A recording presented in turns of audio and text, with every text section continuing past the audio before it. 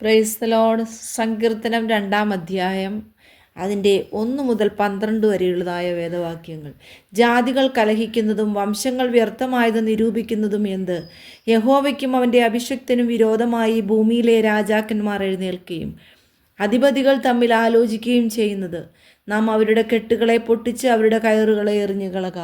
സ്വർഗത്തിൽ വസിക്കുന്നവൻ ചിരിക്കുന്നു, കർത്താവ് അവരെ പരിഹസിക്കുന്നു. അന്ന് അവൻ കോപത്തോടെ അവരോട് അരുളി ചെയ്യും, ക്രോധത്തോടെ അവരെ ഭ്രമിപ്പിക്കും.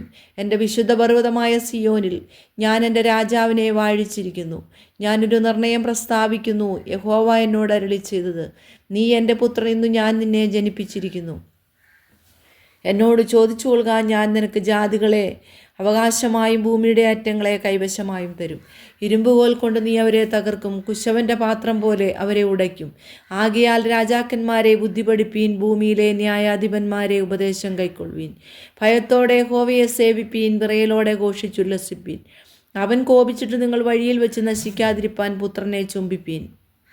അവൻ്റെ കോപം ക്ഷണത്തിൽ ജ്വലിക്കും. അവനെ ശരണം പ്രാപിക്കുന്നവരൊക്കെയും ഭാഗ്യവാന്മാർ.